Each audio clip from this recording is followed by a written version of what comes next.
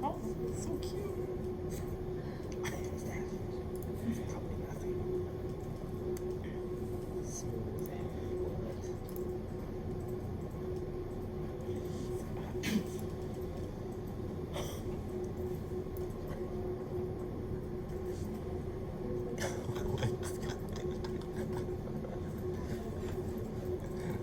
What is that? It's over. It's over. What is that? I see remeshed it. I see you. Look. You were supposed to fix it. I see remeshed it. And it did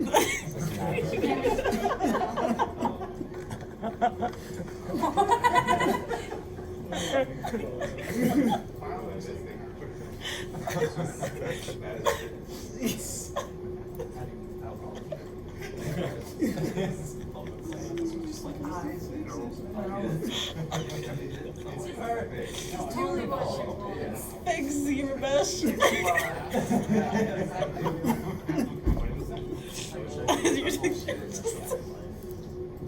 Apparently not according to that. My sides.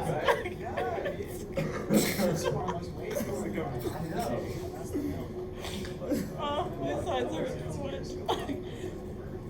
Wow. Oh, at least the left works. Wow, terrifying. Stuff of nightmares. Hey. So, I've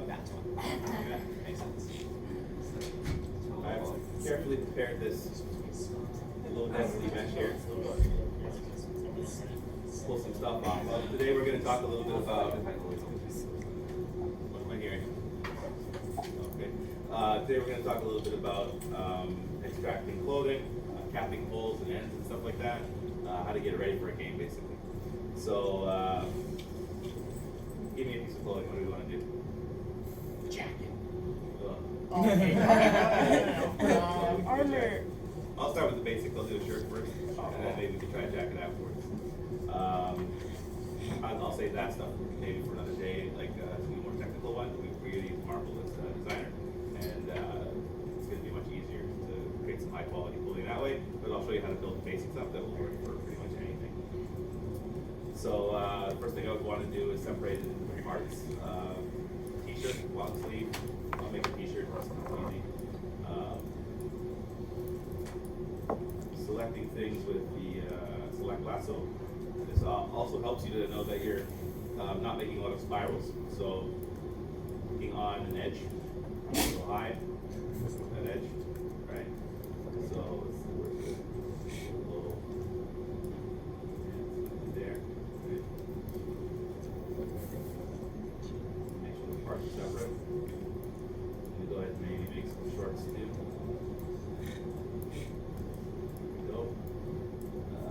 Little tool over here, polygroups, auto groups. If anything's hidden and separated, if it's not connected by other geometry, it'll split really nicely. So if I just press auto groups, it'll do it for me, right? You can go around and select each of these parts and make them matching polygroups again, or you can just geometry and where is it here? Mirror and weld.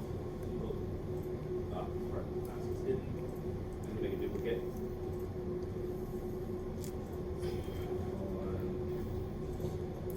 Base. Hide it. One. I'm going to split in. What that's going to do is it's going to hide everything that's, sorry, split everything to another subtool that's not visible right now. So it moved it onto the separate subtool. Now this is all that's there. Now with the geometry, mirror and weld, it just matches. So if I was to hide one side, it would match and mirror it.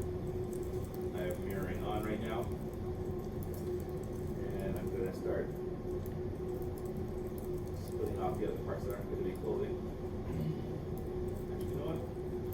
Try something else. Split parts. Never use it. See what goes. Yeah, sweet. Did exactly that. Split everything into separate parts. So I'm going to call this one shirt. And that was under your subtool? Yeah, that was under, let's see, split, which is in subtool. And there's a bunch of options. Normally I use split hidden to hide things and then get rid of them off the stage onto another subtool. There's a bunch of other options here. Split unmasked or split masked. I would split unmasked points if I created something using an insert multi-mesh. You guys are going to learn about that soon. But what that will do is it'll add geometry onto the surface of something and also mask that surface so it's not being interacted with.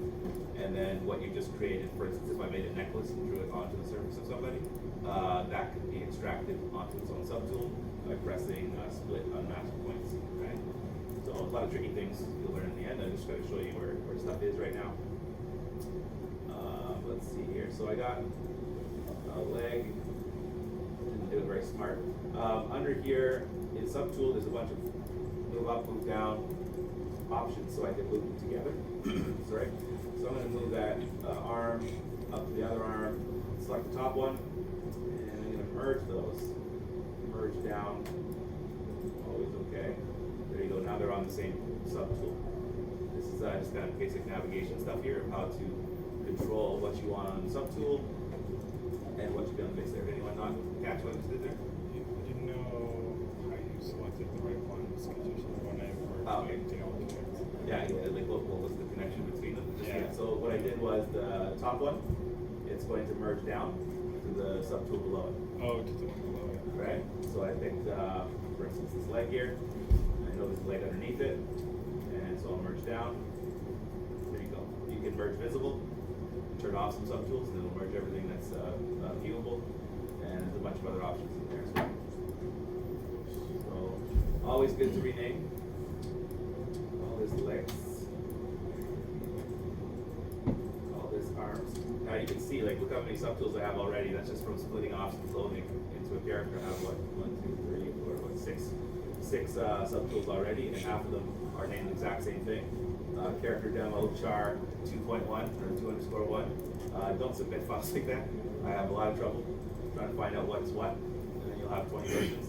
It's a mess, right? And if you were going to hand off this file in production to somebody else, and this is what they were going to deal with, they'd have to spend an hour cleaning up your file. You're not going to be happy about that, right? An animator trying to, create this thing. What parts go where?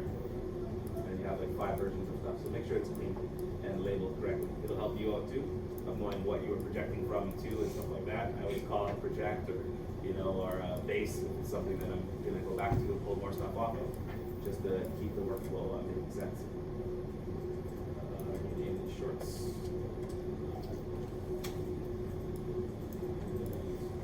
Probably be recording this. 1 second.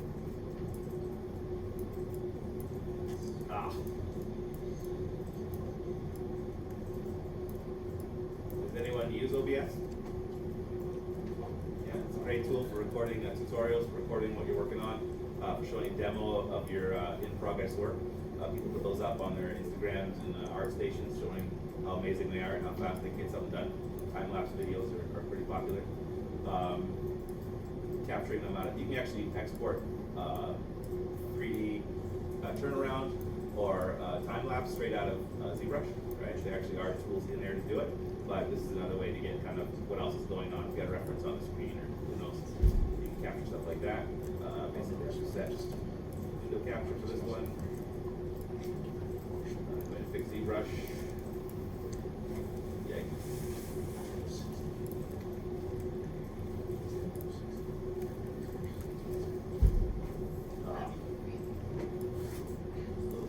ZBrush doesn't like to minimize.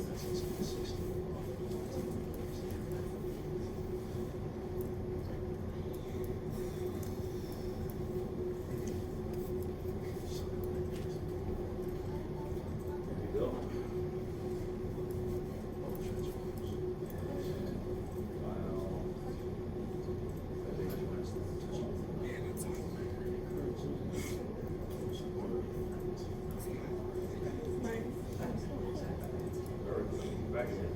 Okay. So I got a shirt and shorts. Face there. And I don't know, a belt. And armbands. It's by default. Let's work with the shirt first. And like already, it's looking like a shirt. An important thing to note, if this was going to animate, and I was going to make clothing on top of the mesh, right, like on as a separate part, I may not need to have all the internal parts of the body because I'm building clothing and you never see it, but maybe you have a nude version of your character, or he's wearing a bathing suit in one scene, so you want to build the whole character up. One thing that's important to remember is the topology, that it matches both things pretty well. So I wouldn't want to make a completely different topological edge loop situation around this area here, because when the body deforms and the clothing deforms, if the vertices are in slightly different places, you're going to get slightly different results as they're moving through the range of motion, and it's a nightmare to break stuff like that. So as close as you can match it to the top to the bottom layer, the better. Yeah, that'll make a lot of sense to you when you're animating and rigging. Have you guys done any of that yet? No. Just animation. No rigging? Yeah. Anyone excited for that? Yeah. Yeah. Wow, you're hired. I hate it. But also that's how you make the magic happen, right? So let's see. Let's play with some other stuff here. So I'm going to show you a bunch of things that you can do. None of them are the right way or the wrong way. Just a bunch of ways to control stuff. I can use zmodeler and insert edge loops if I wanted to add in extra details. Typically you're going to have a little fringe around the edge of clothing. Let's see here. Using that same thing I showed you before, you know, select lasso. I can select that area, make it Control W, different poly group, right? And I can do the same thing here. Does everyone know how to do everything I just did right now? It's not magic anymore. It's all shift control, drag outside of the mesh, right? Okay, so easy enough. And let's see if I got a loop here. Insert edge loop. Because there's good topology, this works. If it's bad topology, what you're going to see is I'm going to try to add something like that in, and it would go all the way down the back of the character in some weird way, like it might do that for part of it, right? But then still go around the loop of the neck. That's how you know something's wrong. And then maybe you need to do a little bit more work on that. So let's see here. So that's one way to build up that stuff. And then I can go in here and QMesh polygroup all. So QMesh polygroup all. Make a little run there, right?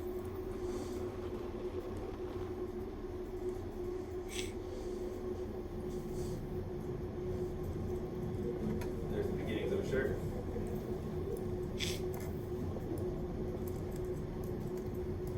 Now let's see here. I'm going to undo all that work.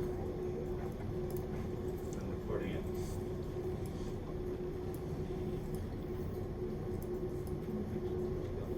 Oh, no, actually, gotta go back further. Get rid of.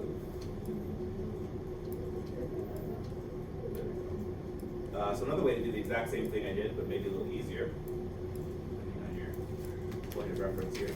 You go to geometry and the edge loop function. Has anyone tried that one yet? No?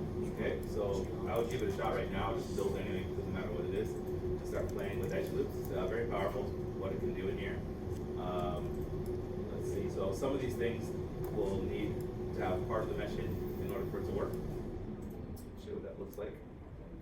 If I do that, edge loop, see what I did there? Did all that work for me. So, a great tool if used in the right way. Let's see here, group loops. Does the same thing, but you'll see there's a bunch more loops around the edge here, and I have control over those values here. So I can turn the loops down to 1, right? And did the same general thing. So there's a polish feature here that actually is why the mesh changed a bit. You'll see how it's kind of a little bumpy. Not quite perfect right now. The polish is what did that. If I turn the polish off, then it doesn't affect it at all. And if I turn that way up, still did pretty much the same thing, but it rounded it out and smoothed out stuff a little bit. Let's see what else we got here. Panel loops. Now this one's dangerous. Panel loops sometimes creates geometry that you don't want. I'll press the button and see what happens. Oh, there's a bunch of weird things there. So you see on the internal side now I have geometry, right? That's something we do not want when we're building a character at the very beginning. Now, edges like this, let's say this guy was wearing the shirt and then it was soft and you see a little bit of motion happening in the internal part of this sleeve. You're gonna wanna see inside that edge a bit. Similarly on the top edge of the neck, right? You may wanna see inside the collar. If it's a button up, you're definitely gonna wanna see inside the shirt a little bit. And again, the bottom edge, maybe you wanna see it. There should be a bit more depth, I think, to this. The fabric has some thickness to it, but that's not something I'm gonna do all the way through the whole mesh. Now this, trying to get rid of this stuff inside here, the way I've generated it is okay, because I can just go like that and get rid of it, right? But it's a real pain in the ass if you start working on it. What can happen is, say I use damn standard on this brush, I can push the front surface through the back surface, right? And then good luck trying to get, we'll clean that up when you have a more complex mesh. Is that just outside the store? There's the actors. Not distracting anyone else? Okay. We're kind of used Yeah, we're used to it. Really? Actors. I cannot focus. What is that? Open concept environments? I can't stand it. I'll take a cubicle any day over just to be open when people screaming all day, eating their lunch right next to me. Oh my god. Drives me crazy. So, where are we here? So the loops here, panel loops is a bunch of different options for it. Double-sided, turn that off. Got rid of that, right? Loops, I can turn it down to 1. Actually, I'm gonna leave it up at 5 and I'm gonna show you something here. So I'm gonna turn it up to 5 again, and then increase the thickness so you see it, right? So what's happening is that if we do a count, you'll see there's 5 edges here, right? And it generated them along the new geometry that it created. So it pushed the model outwards and added 5 loops. If I want 2 loops, turn it down to 2, and the same thing. And I got a little bit of an edge. And there should be some, polish is still a factor. So you'll notice how the edge here has a bit of a bevel on it, right? What is that weird? I'm seeing something purple there. See that? Yeah.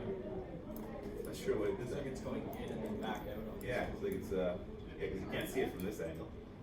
So it's it's facing the right direction, but I don't know why it generated that. It's weird. But polish is why there's a bevel on there. So that might be something you want to use as an advantage, or maybe that's a problem. But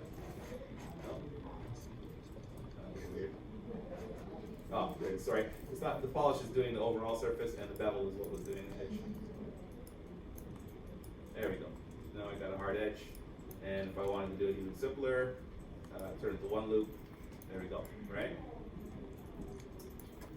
So now that's giving me a little bit of a thickness to the outfit, right? Maybe more than I want. I can always control that. Turn it way down. A little bit better. Not sure what is the standard thickness of cotton. Probably not that much, but in a video game you're gonna want to see it a little bit more maybe than it would be, right? So that it's obvious that that's what's happening. Especially with a stylized character, you might make it thicker. Let's see. So, am I happy with that? Sure. So I could have done this a bunch of different ways. I could have done the panel loops there. I could have made the rims and identified them first. I can go in there now and Z-model and add those things back in again. So I can add those loops in again, same as I had before. And do the work the hard way again. But there's a bunch of different options for it. So hopefully you guys play around with those and see what works for you. Sometimes these edge loop things are a problem. Sometimes they don't work out as well as you want. Let's see, what's going to do here? To select a section here. Oh. Select a section here. Edge loop that. now you got like a space for the logo on the shirt, right?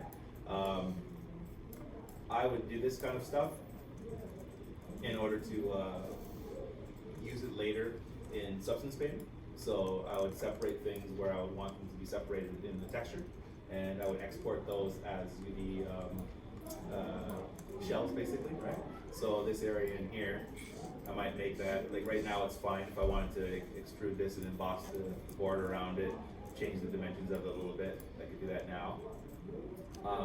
But if I was gonna export it, I would want this whole thing to be one island, so I'll probably just do that, right? And then what's gonna happen is when I export it, and make sure that polygroups is selected, it's gonna make each one of those, when I UV it, it's gonna make each one of those shells a separate island, right? Which is gonna really enhance your workflow and make things go much faster. So undo that one. Let's see.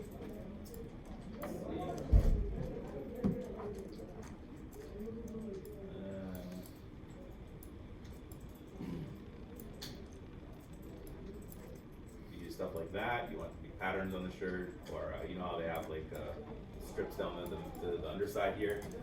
Looking at the construction of clothing is an addiction. You know, when I first started doing it, I didn't really think about clothing that much, and now it's like, well, how does everything stitch together? And I think about it constantly. I'm sure if I was doing environment art, I'd be looking at the buildings outside and looking at the boxes and how simplified I could make them, right? But with clothing, it's pretty endless, the patterns and the stuff that you do to it.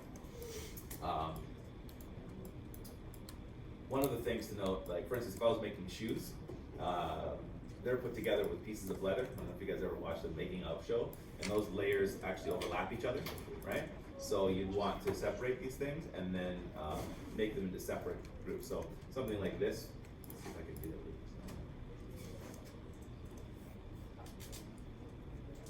Yeah, may or may not be the right thing to do. I should probably do a shoe tutorial. But if I wanted this to overlap, I might want to break it off into a separate piece, right? And then the base would have the simplified geometry, but for the high-end one, I would do a little bit of movement to it, moving it around so that it overlaps just slightly, and then retopologize it afterwards. So let's see what that look like. I don't want to ruin the shirt by doing it. Do that. Let's see. Other ways to do this.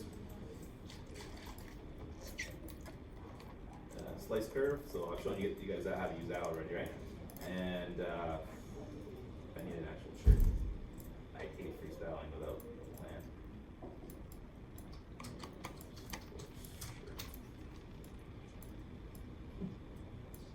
There. Yeah. Anybody? This first one's fine? Yeah, that's good. Okay. So why is it so? There we go. Save it again. Save. Okay. So,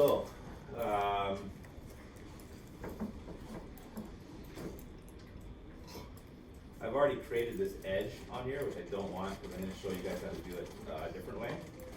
So I'm going to hide, I'm going to hide these edges again. Redo them.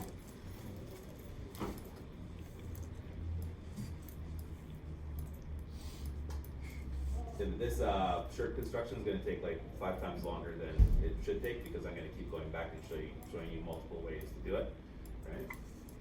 So making sure that those things are separate. And tool. Split it. And delete that. There we go. So this other technique I'm going to show you is using zmodeler again. And this is how to cap things. You know, like right now, if this was in the game and you could look and see inside this edge, you'd be seeing nothing, right? It doesn't project through, so it's bad. Bad sculpting. So what I'm going to do is I'm going to go and zmodeler, and then I'm going to go do close, convex hole, and I'm going to use use that for this edge here. Now, see how I created the multicolor thing there? I don't know what the purpose of that is and why that's the default. I found that out just a couple days ago that that's a better way to do it. Polygroup flat, and it makes it all one solid color. And you can drag as you're clicking and give it as much detail as you want. Now I'm not going to do that. I'm just going to leave it as one. And then what I am going to do is I'm going to go and insert single edge loop and find the edge where I want that. So I'm making the thickness of the shirt that I just erased, right? So if I want it thinner, I can control that. All right. And then let's see here.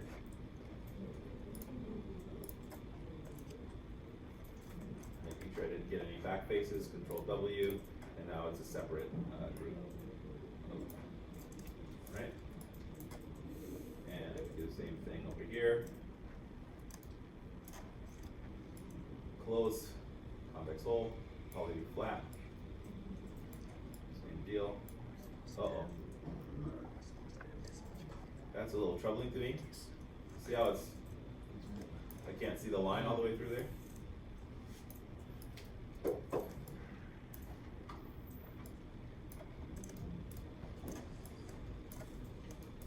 Wondering if there's gonna be some weird backface geometry or something, but looks okay.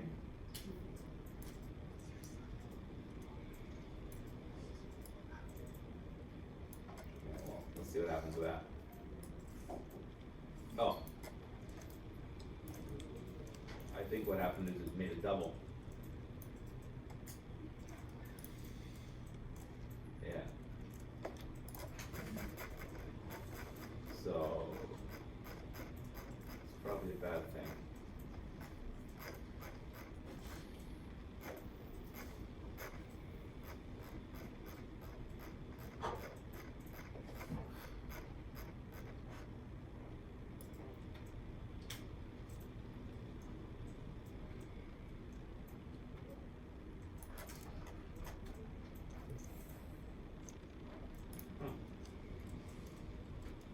I think maybe I'm just being paranoid.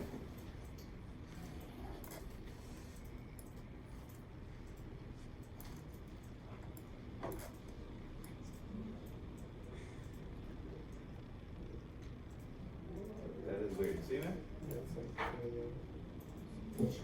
Moving on. I'll wait till it's an actual problem.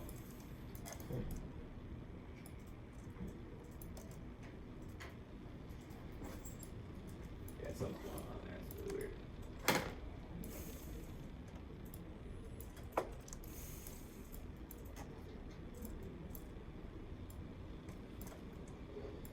Anyways, let's just do the top if I know it's gonna work. So I created the new poly group there, then I can Q-match poly group all, and then I can insert it. Oh, thanks. There we go. Huh.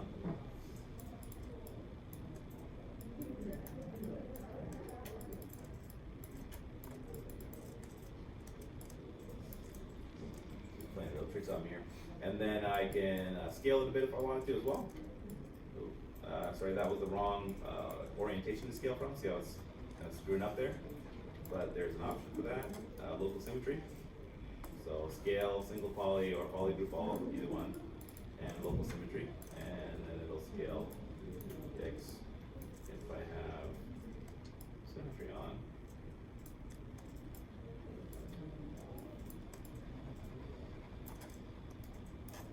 Okay, something's really weird going on here.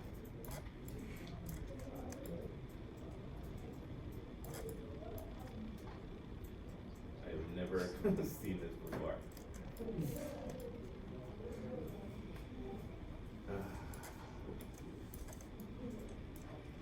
Did you delete that and have you got rid of the seams that you added earlier? Yeah.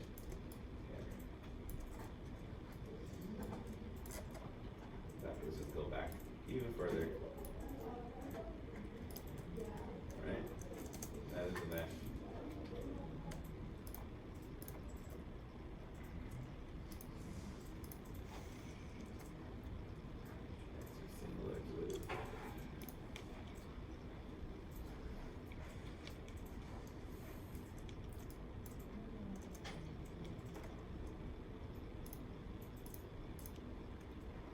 seeing that ghost double edge, which is just weird.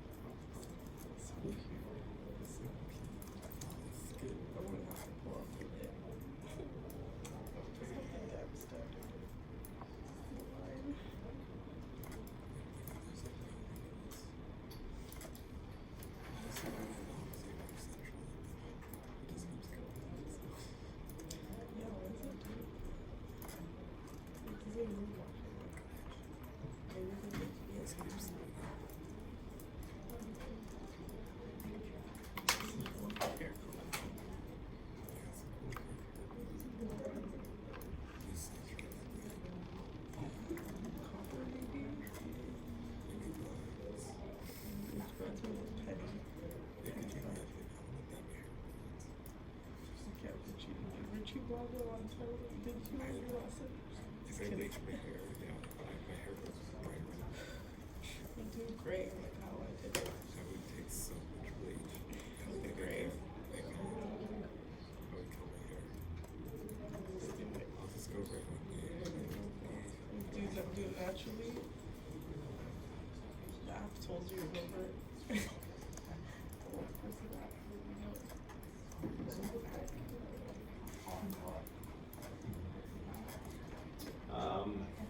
Using extrude, sorry, Apple. My bad here. Using extrude polygroup all, and then holding down shift will give you an average, or you can extrude it straight, or you can extract it holding down control. Okay, so you have options there. Why would you want to extract? Extract over polymesh, or sorry, over QMesh.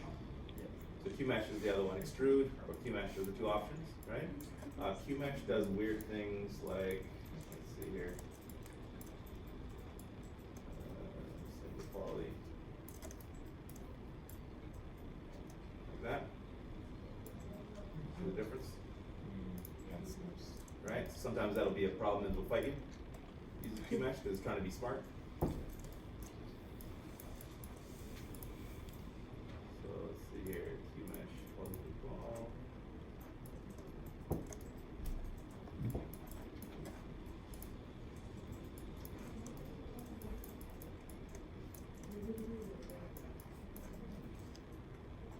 you go see all the different options.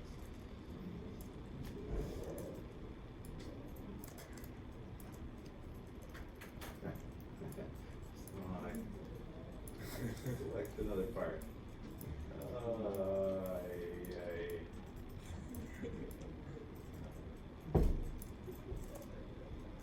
far back does that go? There it is.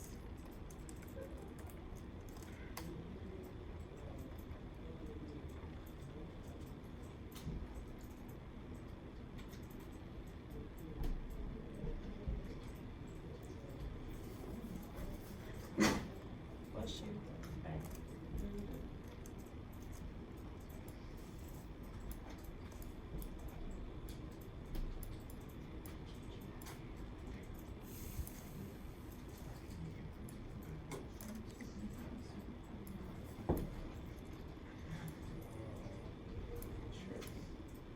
Where is this geometry hiding?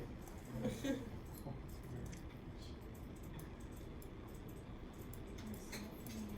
doesn't exist, but it's still there. Unbelievable. Okay, let's split it.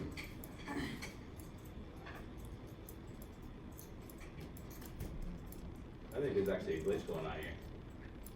There is zero reason why what's happening right now should be happening. I built a basic mesh. Do you think the panel loops did it when they made the geometry on the inside If of they the were shirt? still live, maybe. Yeah. But I've just made it just one mesh now with no extra stuff. There's guaranteed there isn't now. So let's see what happens.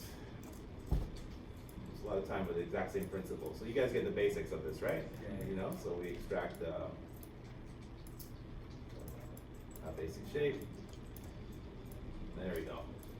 So maybe there was something going on with the panel loops. It wasn't visible. I was making sure that it was all visible on stage, but that was really weird. And now let's see what happens with scale. Scale, local symmetry, and still getting weirdness.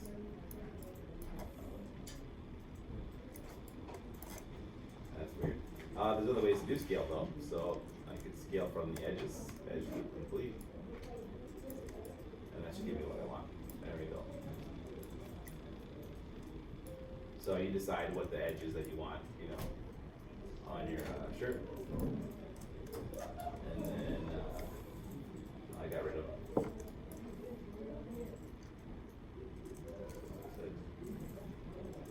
Yeah. I deleted the connecting part, which is really stupid. So here's a perfect example for why you want more of a bust of the actual character, so that when I make a shirt, that this part would have been stuck through it, right? Let's see if I can fix that.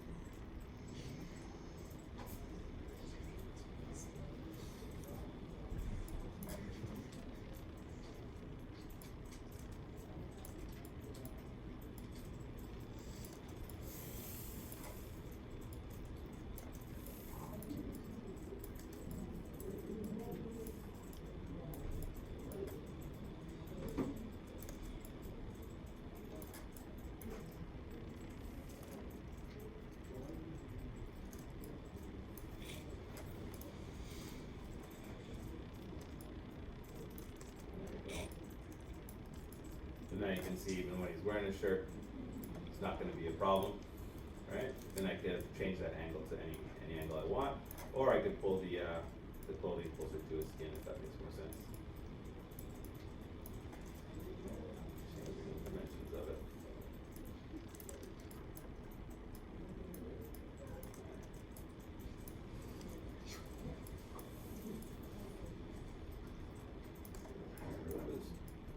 So I do the same thing for the arms.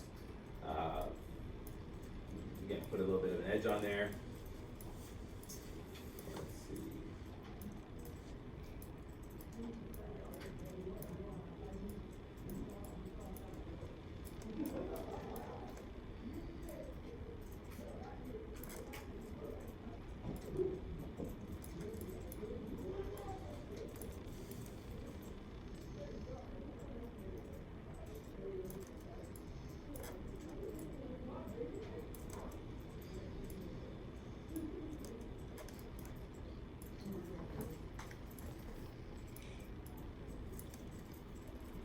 And so it's another way to do the same thing. And then close, convex fold. Whoa. There we go.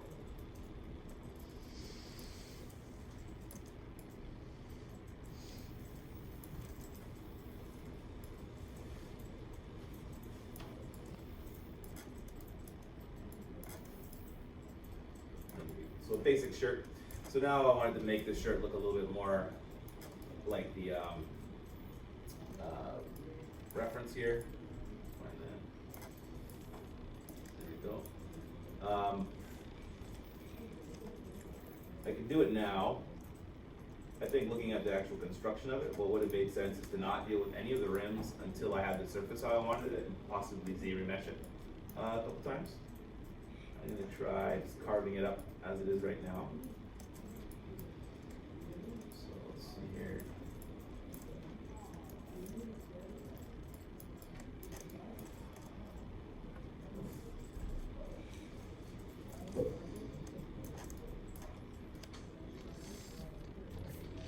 This is slice curve with control shift, and then I'm tapping alt in order to change the direction of it.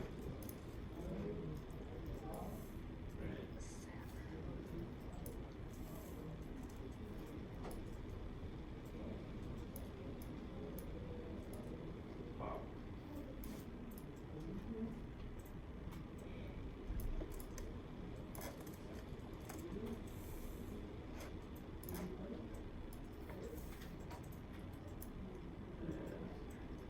Make my sleeves long enough.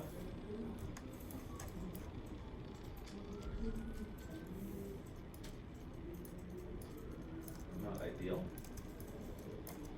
Again, see these edges? Dragging them around like this may actually change the dimensions of them a little bit.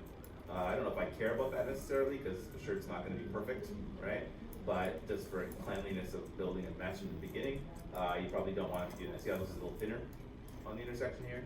Possibly because I just dragged a bunch of verts around.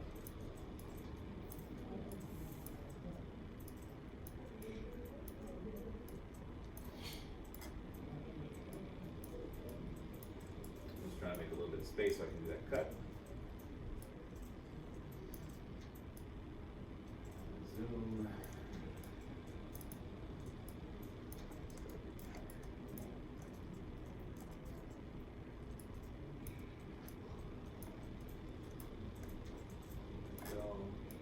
Section. Notice that it cut through. You don't, this tool, the slice curve, only works on one side of the mesh. It doesn't mirror. And you got to make sure that you're not causing situations like that. They look almost identical in color, which is a little annoying.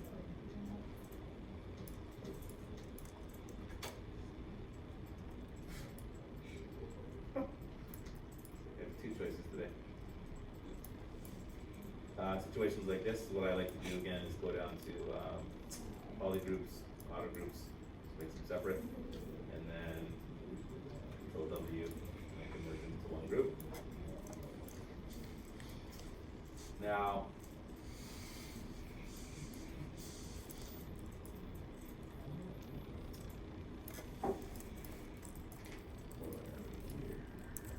modify topology, mirror and weld. Is going to match that on the other side, so now I got it on both sides equally. If I was going to Z-remesh it, I wouldn't necessarily care about the topology at all, but I would care about the angle of the line. So topological.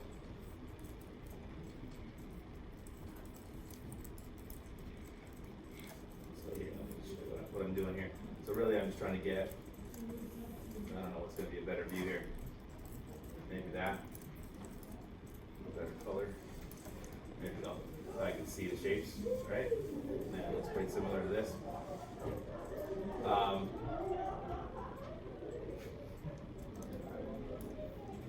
Laugh factory is being piped in here.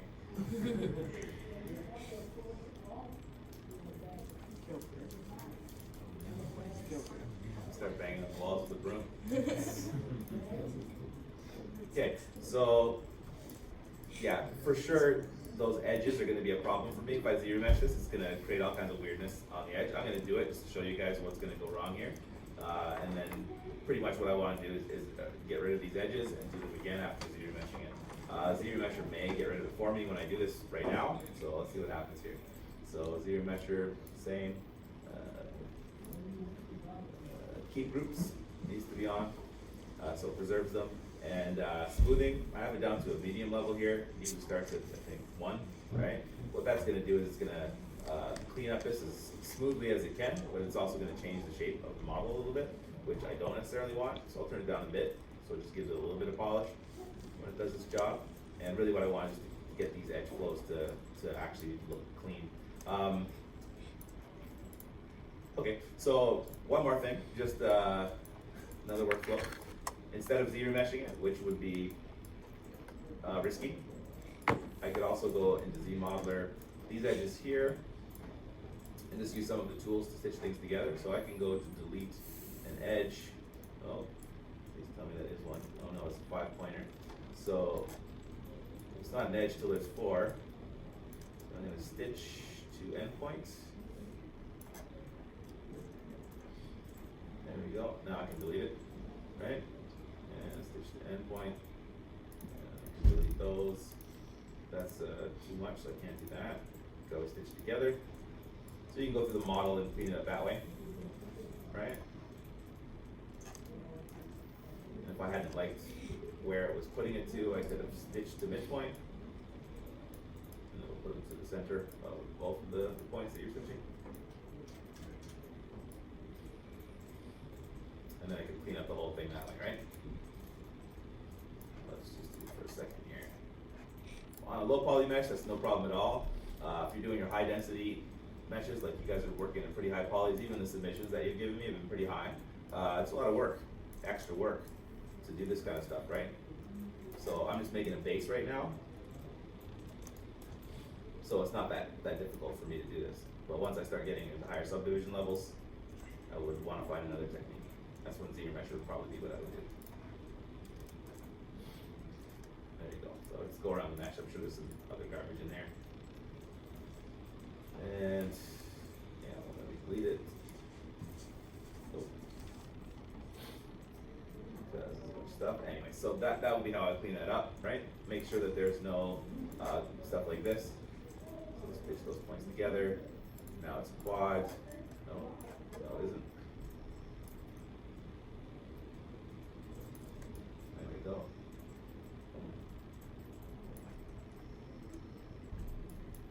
That's awkward. Where are you? There's an extra face in there somewhere. In situations like that, when I can't really find it, sometimes I'll just delete the poly. No. So,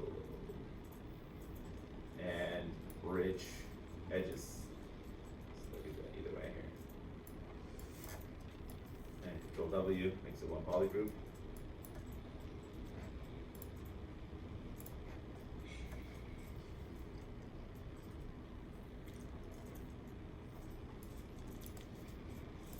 So something weird's going on here. I think there might be a zoom right in there.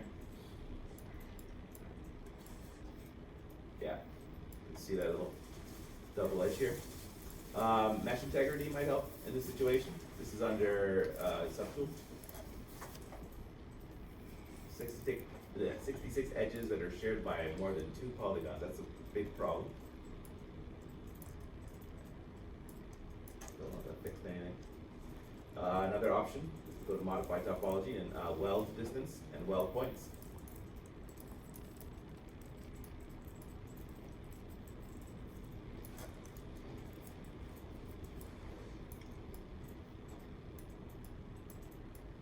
Still not doing it. Delete. Poly.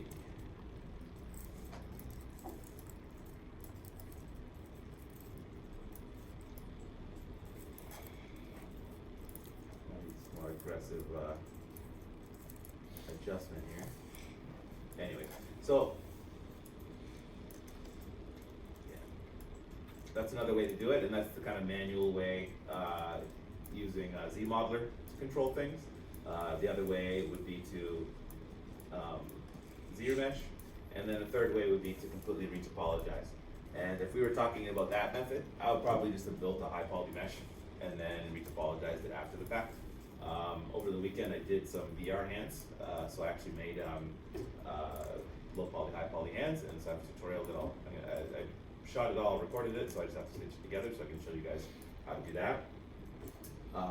But that's another third workflow that does the same kind of thing, the same result.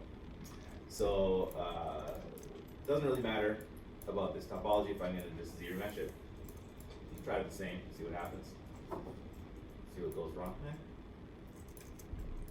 Little little weird result. It's doing, trying to calculate some stuff there that I might not want it to. I'm gonna undo that and turn the adapter size down.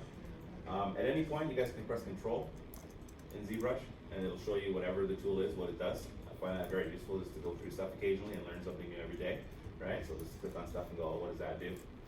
You know? What adaptive size does do is it changes the size on variation. So it tries to make even quads everywhere across the mesh, but the higher the value, the more it will make the quad smaller. So it would, like around the eyes, it would pull a lot more detail around there because there's a lot more shapes changing direction. Whereas on the big surfaces, it would have a lot less. So that's turning adaptive all the way up, and turning it down should give me a more overall distributed poly density. A little bit better. Yeah, but is there like a similar function in Maya? Because Maya doesn't have anything telling me what anything is. Maya is a nest inside of a nest. I don't like it. Top of a rabbit hole. Yeah. Yeah. It's a good one. So, yeah. I literally am just getting into Maya myself right now, and Blender now, because that's the new hot toy.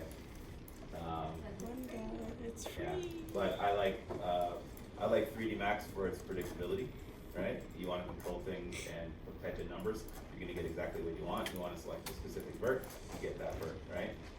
In ZBrush, it's more of the artistic side of things, but there are a lot of technical tools that can bridge the gap. So I use 3D Max a lot less now because I can do hard surface modeling in ZBrush as fast or faster, and you know, mock something up 10 times faster than I could in 3D Max. And I found some tricks to fix those final things, like making a group of verts, like a loop of verts, all align is something that's really easy to do in Max. You just select the verts and, you know, scale them.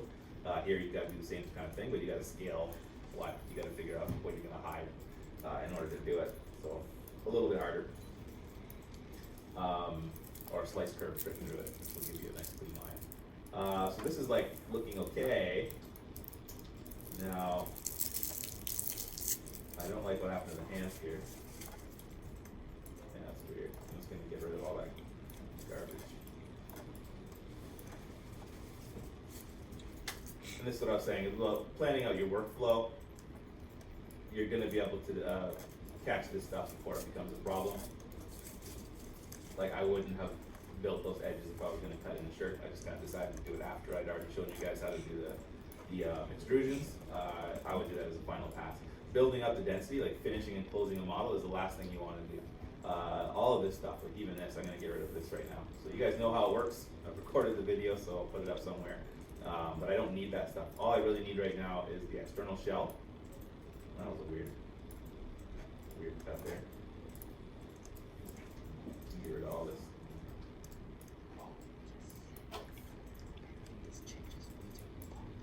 Another reason to do that and get rid of all this extra stuff is if I wanted to put creases into this mesh, I'd want to do it. There we go.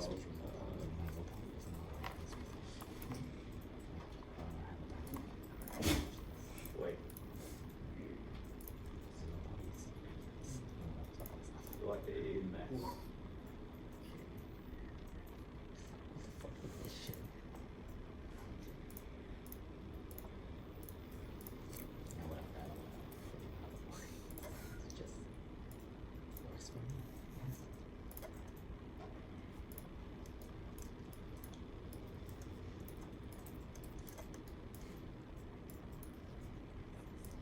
Geometry, modify topology, delete hidden. No, for some reason. There we go.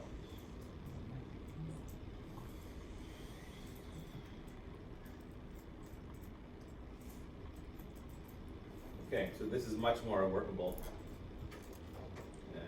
Scale. As a base. Topology is okay, still pretty decent for animation. This might be a bit of an issue. I want to clean that up. later on.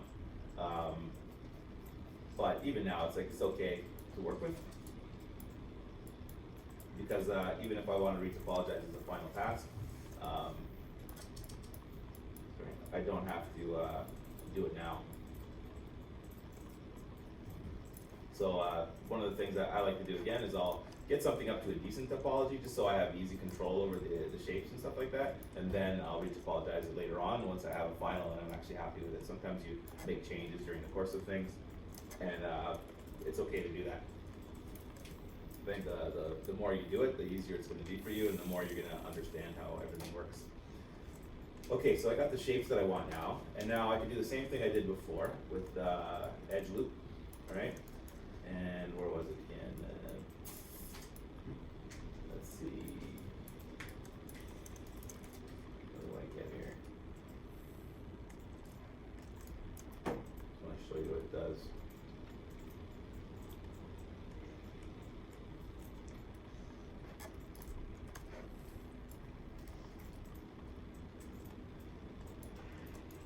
So lots of panel loops there.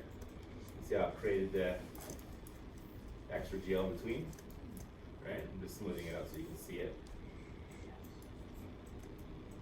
I'd set one loop and a thickness, and it created a separation between it, right? So maybe that's what I want, but maybe not. Undo. Let's see here. The other thing would be to hide part of it. Oh. And then do the edge loop, right? And now that gave me a loop around every edge here, and it's impossible to see because of the colors.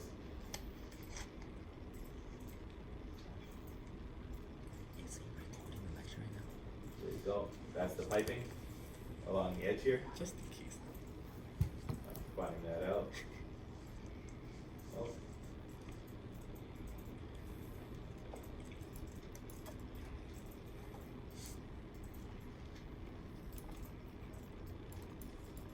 Weird that it's not all the same group. Now, something to deal with down here, probably want to stitch that out at the bottom edge, right? So that I just don't have the loop along the bottom. I'm not going to care about it now because I'm going to undo this and show you another way in a second. But do the same thing here and extrude it.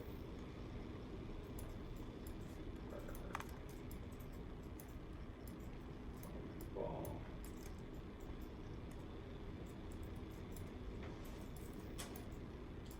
And give it a bit of shape. Now, one trick that I love in this program is adding edges to things and then subdividing. So you add creases. See here, hiding edge loop. Under that is crease, right? And now I can crease polygroups. So that's going to crease every polygroup for me, so I don't have to go manually and do that, right? See how I just did all the edges, right? And then when I divide, so I'll keep them nice and clean.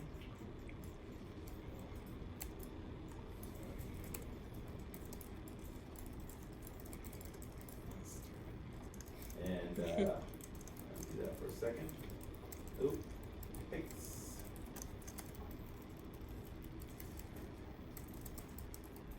I think one of the problems here is, there it is. Yeah, there's two polygroups. So Control W on that. Now it's one polygroup there. And now when I do it, increase polygroups, it's only going to go on the back edge of it, where the actual separation is. So it's going to round off the surface here. So it's going to give it that, I think it's called piping on clothing. And when I divide now, there we go.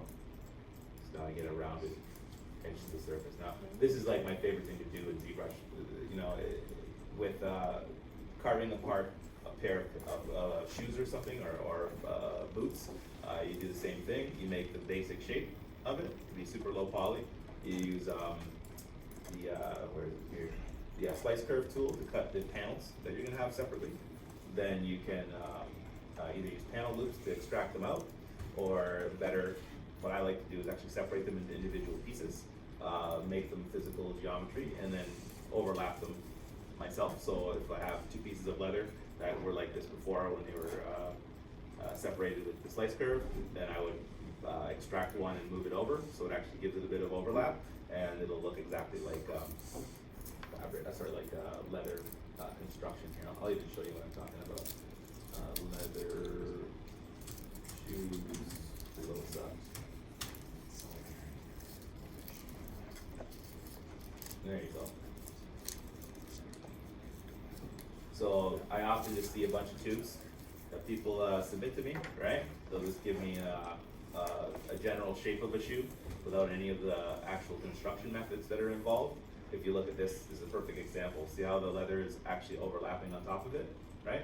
So if I'd taken a base that was, you know, just the generic shoe shape, and then carved this heart shape into that, right? And then extracted one side of it, like extruded it up, right? Then I would have the shape that I want. Then I can actually just take that whole shape and move it over a little bit if I need to, right? To overlap it, or I could leave it as it is if I do a good enough job of it. And you'll see, yeah, stuff like this. So again, overlap in these segments. Panels, right? So don't just give me a tube shoe, you know, with a hole in the top where your foot would go. Look at how the construction methods are, right? Overlap and see how it's stitched together. If you guys want to do stitches, if anyone gets to that level, there's 2 stitch controls in ZBrush itself, 2 textures that do it, and you can download more. I like this one here, back in stitches. These are free if you sign up.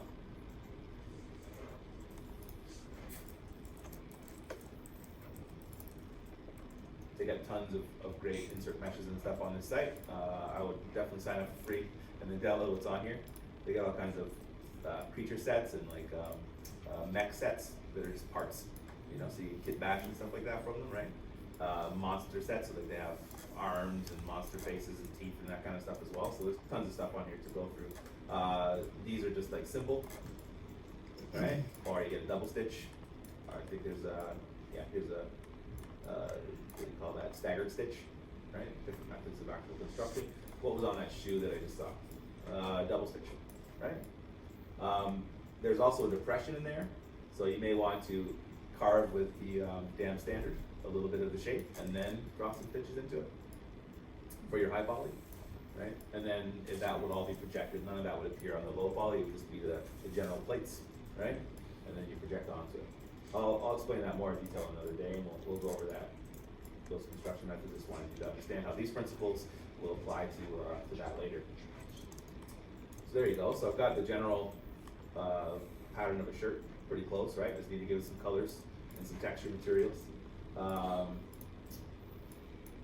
I could have fixed the bottom edge. I could have added a loop around the edges here. Maybe I'll do that. Maybe I'll add that in one thing. I'm just gonna get rough with it. Oh.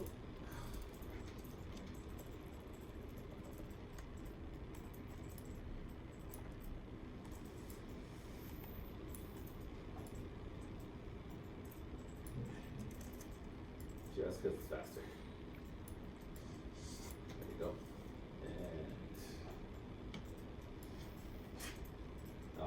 And the problem right now is I have crease on everything.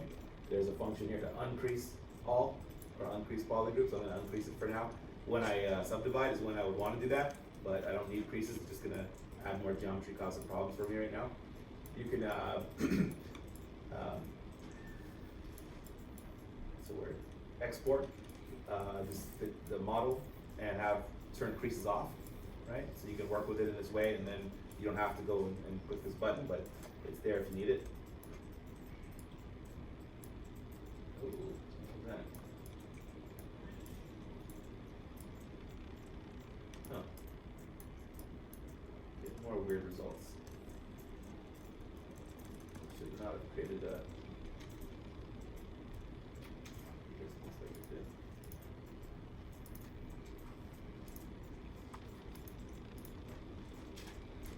That's good enough. So I'm gonna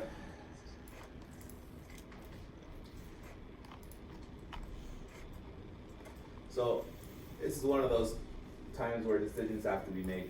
Let's say I'm happy with the topology of this, and I think this is close to something that I'll put in the game, right?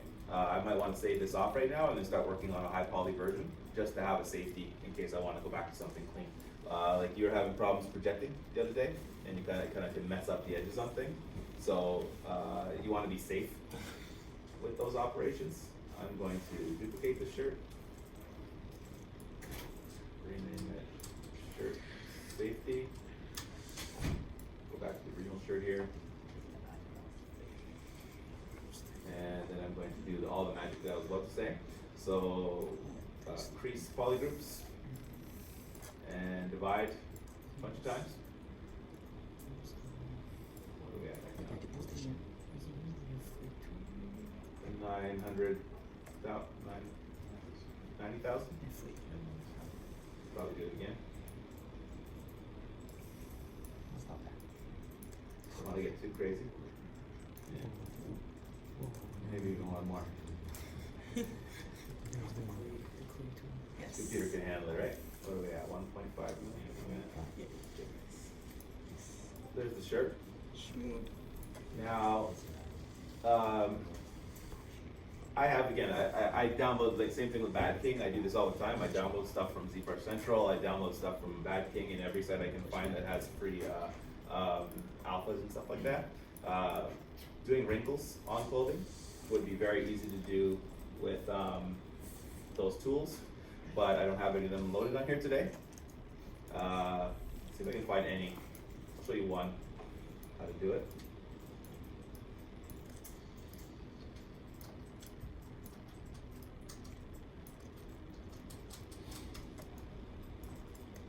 Oh.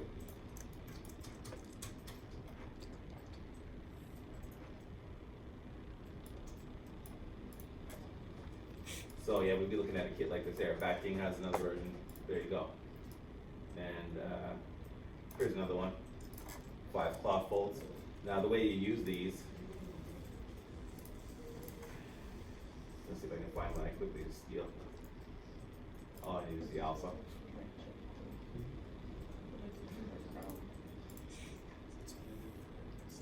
A lot of these are free online on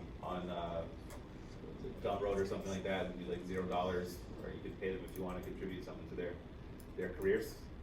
It's also be a good idea to contribute and make some things when you guys get out of here, and actually pay back to the community all the free stuff that they give us, right? I do tutorials and stuff like that just to kind of, give back a little bit. Because I mean, how much have I been helped by a random guy on the internet when I had a crisis situation in the middle of the night, trying to figure something out? I'm not finding one.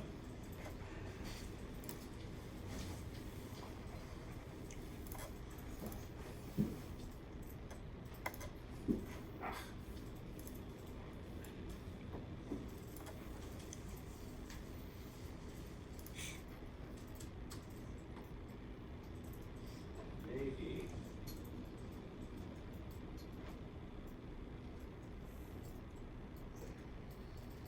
Let me try one more Hail Mary. Maybe I got lucky.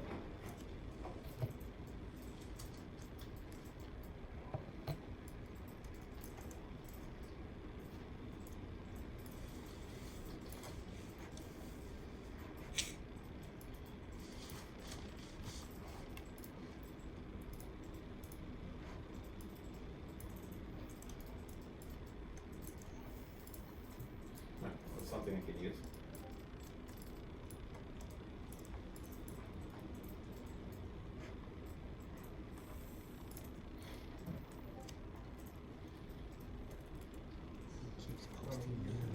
There's alpha on the site, but when you follow the link, it only had wrinkle alphas. What was it? You had 4 alphas on TFS, like a link. Two pores? It was like a broken link? Oh, it just had wrinkles there instead of Yeah. pores. So, I know. How did that happen? Because it's gonna try pores. Spend so much time making sure it's perfect for you. How did that happen? Damn, I could even make my own. Doesn't matter. So I'm going to show you the other way to do it. So I like to use damn standard, right? Now, even in my next class, they didn't all know that you could do an alt to make it a negative, right? So that's the crease depression, right? But you can also do the opposite of that, right? And create a raised surface. Now, the way I would use something like that, again, looking at the shirt reference, always the best way to start. There we go. Do I save it?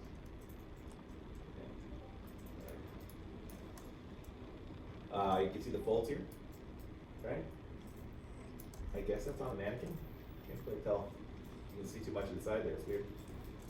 But what are some principles to pay attention to?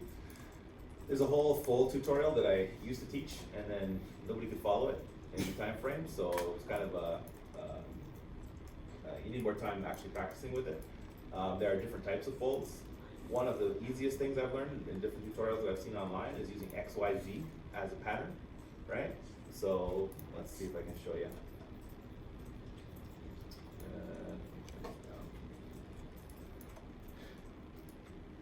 So there's Z.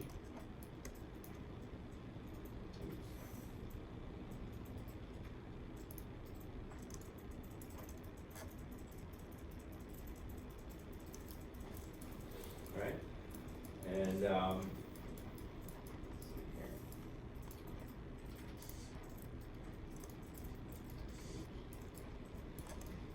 That'd be weird symmetry.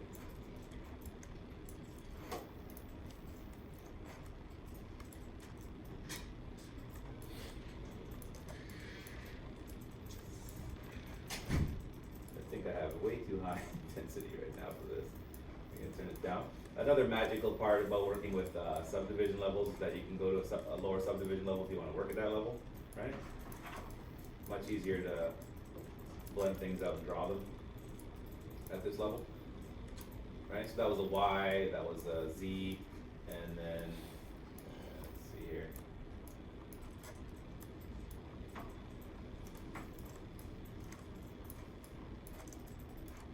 And I'm just making some kind of random patterns here. But you'll see shapes like this all throughout clothing. I'm gonna do all these. So when you're randomly generating these shapes, it makes sense to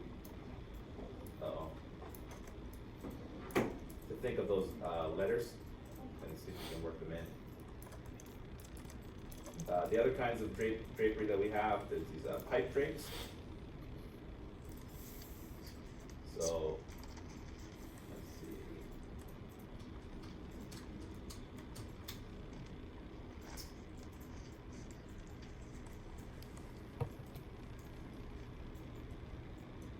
There we go. You can kind of see the edge here. All of them are very similar, but they go like this from a top perspective, right? They look like that, right? And so they're basically a bunch of pipes, how they describe it in the art world. And an easy way to do those would be to mask off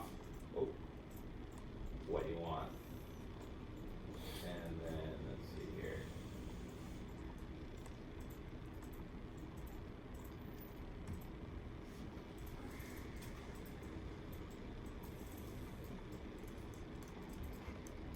And then use the move tool.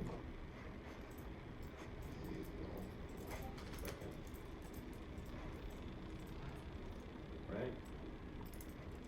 I'm just rotating a little bit, and then I have some masking on there, and you see how I'm getting that effect? Right? I could have made these very sharp points if there's some tension holding things together from the top. Right? I just used a rounded brush and drew a straight line down, but that would work as well. Right? And let's see where's and reference these here. Let's see. Tension.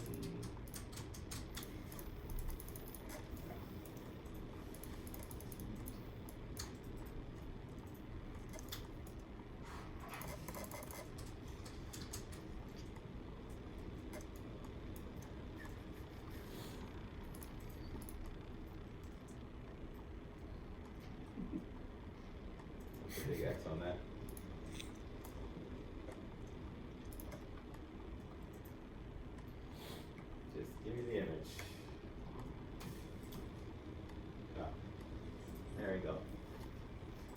So you see some Y shapes in here, right? You see some X's, X right here, right?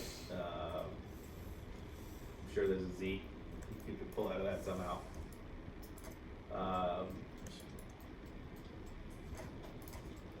Yeah, this is what we're talking about with tension, right? So there isn't any in this one, but there's tension points here where everything bunches up to. So when you're thinking about how clothing drapes on a body, you got to think about where those tension points are going to be, where those hot spots are. A good way to do that would be to paint them onto the mesh using what am I talking about? Polypaint, right? So you set up where your hot spots are, which would be like your shoulders, for instance, in my shirt right now, and then it's going to pull across my chest, right? And then let's see here. Yeah, we got some good examples here. So not much tension, a lot of bunch clothing down here on the bottom edge. There is tension here. See how it's pulling, right? So you got like it's the chest muscle is smooth, and then there's a tension pulling the string across that to his I don't know, his wrist. Another place would be across the back. You can see that a lot. The back of a shirt. Should have any better examples in it. Not a bad image.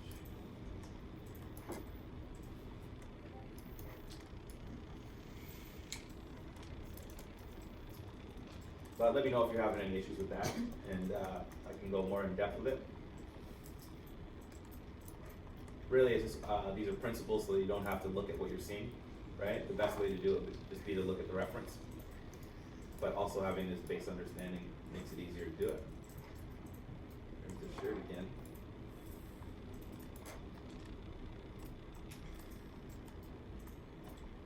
There we go. So, where are we here? Select lasso might be the right way to do it.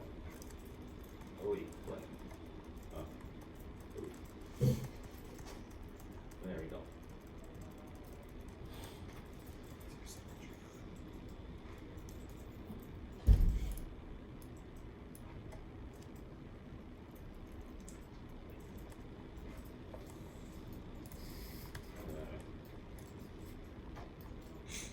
Alright. Mask. Lasso. There we go.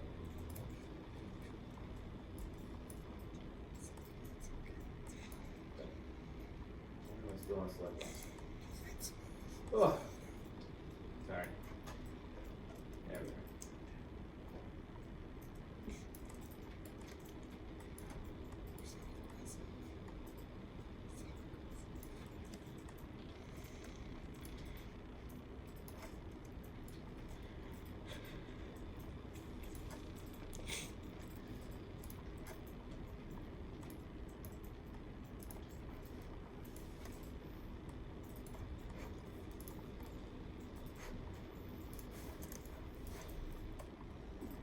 So, use your judgment. Again, I'm doing a fast tutorial and trying to show you 100 things at once, so I'll probably spend a lot more time in this selection process here, finding what looks good. And let's see here. I could have used individual ones on this and used the move tool, same as I was using before, or I think this time I'm going to go and use the topological.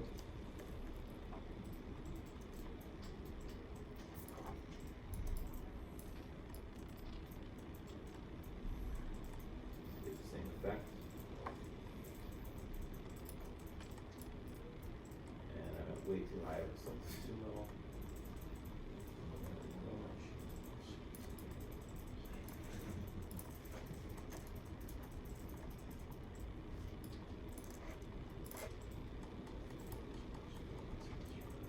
Everything did not go that high.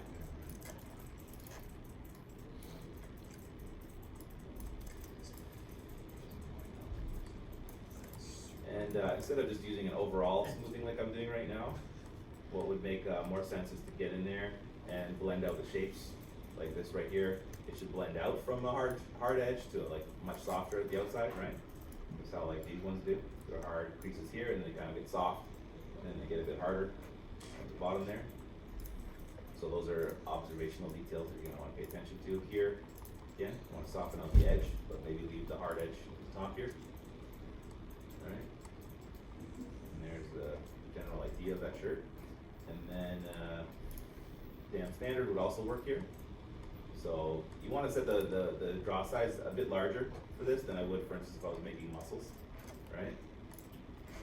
And again, using Alt as the negative, and bring some of those lines out.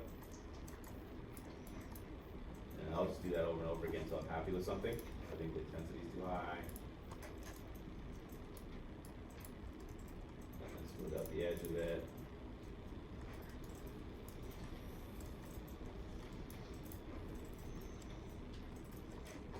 Right.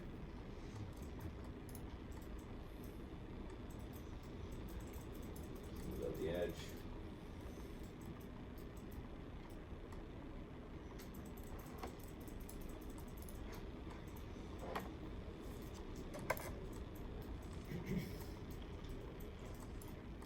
Do you think it's fine to use symmetrical wrinkles? I would say no.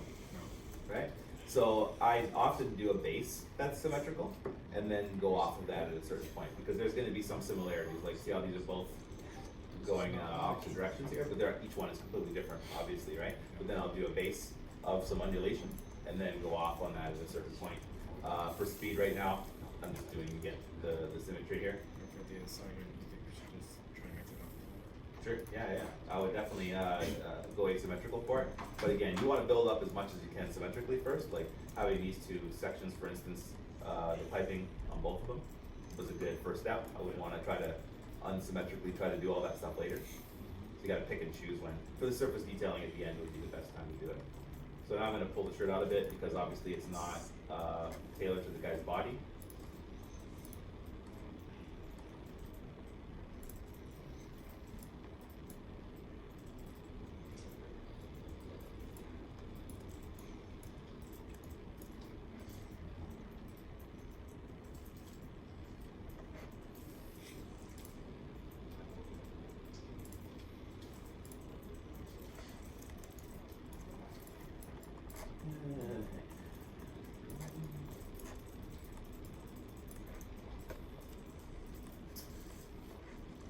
So yeah, where is it here? In the corners of his arms, there was a whole bunch of this creasing. I think I made a mistake here with where I put these lines.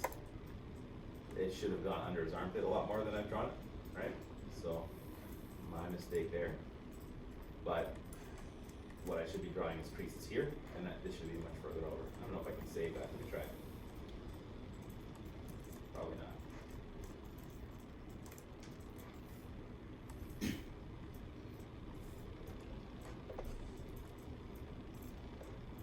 A little bit of a butcher job here. Planning early would have been a good idea. I might have gone back to the formula right now, just because I'm not happy with the way this looks. It wouldn't be that difficult to do exactly what I did again. Another half hour, get back to the same stage. I don't really worry about that stuff, about redoing it. I actually get better every time, so, you know what I mean? Practice is not a bad thing at all.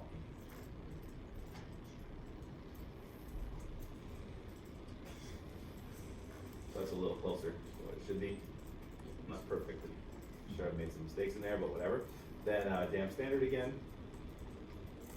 And then again using Alt to create some up creases as well. Let's see if I can get this a little bit better.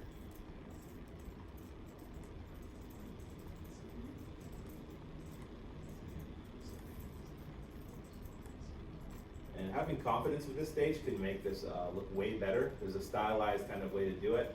There's an artistic way to make these folds. Some people just kind of wiggle around a lot and it looks messy. I've done that. The gloves that I made the other day, I was very unhappy with the creases between the fingers and the leather gloves. It could have been much better artistically. The landmarks were there, right? Like the creases were where they're supposed to be, but they didn't look pleasing. They didn't look cool to me. And that's something that I will go back if I have time and fix. And if I don't, you know, what are you gonna do? But definitely each time you do it, it gets easier. And again, I find that having a confident stroke and then just undoing it if you're not happy with it is way better than trying to noodle, you know what I mean? Oh, sorry. Noodle shapes, you know what I mean? I would just have a confident stroke, you know what I mean? And make folds look a little bit better like that.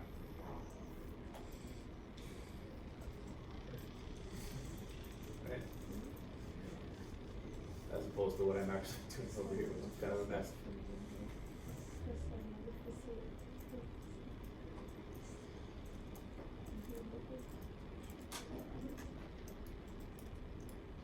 Okay. So there's two methods to pull folds out, right? You can either mask it and pull it out. You can use the move tool and rotate it a little bit to get the piping at the bottom edge there, down there. You can use damn standard, or you can use, now I'm going to show you how it works, even though I don't have the texture today. So you go to the standard tool. It's the easiest one to just kind of remember where it is, and then go to drag rectangle, and then you find an alpha. And let's say this was wrinkles. I don't have one. Let's say this was wrinkles. That looks pretty good. Then I would go in here and I could draw wrinkles in there, right? And then I could like just get it looks like, you know, cat scratches or whatever, but it should look like a nice XYZ kind of pattern. And then I could throw that in there. I could do it with a negative with Alt and create the negative pattern in there as well. So sometimes that makes sense to do it. So like that. That. Again, these are not the right patterns for it, but get the general principle of that. This is a pretty powerful tool for doing a whole bunch of things. You know, want to make some kind of weird bubble jacket. It's the future. There you go. Immediately the future. Awesome. Yeah, so that could have been, for instance, a quilted pattern, right? I could have put that, let's say, for instance, I only wanted a quilted pattern on here, right?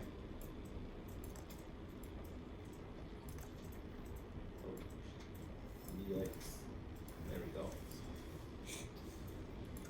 That was weird. So now I only have it where I want it, right? And again, that could be ribbing or whatever. I'm going to leave it like this because whatever. And show you another way to do it. So I did have some weave patterns earlier, right? So the final pass for this, I think, would be to actually add some surface detail to it. Sorry if I'm going off, like today was supposed to be about a whole bunch of other things, but I feel like this is what you're gonna need next right now. Where am I here? Surface, so I'm gonna select just the area I want.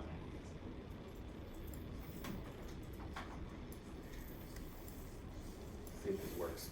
I don't even know if it's going to do it. So anywhere that's masked is not going to take the surface. That's the idea here, right? And then I'm going to use surface. And here's where we get confusing. Again, I'll do this on another day and show you guys it in depth. But I just want to do this for materials today for clothing. So the noise. This should have a UV on it for it to work properly. There's a grayed out UV option here because I don't have a UV on this model yet. Having UVs makes it so it can project on the surface properly. What it's going to do instead is it's going to project directly in front of it, so it's going to look great from the front, and the sides are going to look all stretched and terrible, but for now, it's going to be fine. I'm going to add an alpha, and then go to desktop, and where I get weave, open that. You can see there's a pattern there already. And then I can turn the noise off and change the alpha scale if I wanted to, or increase the strength. It's actually a negative value.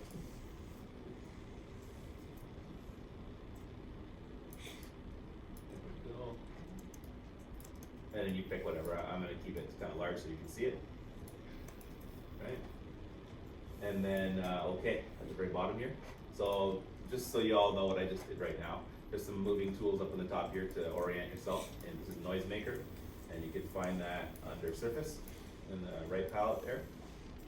The noise is additional to the texture, so if I increase the noise, let's see, where is it here?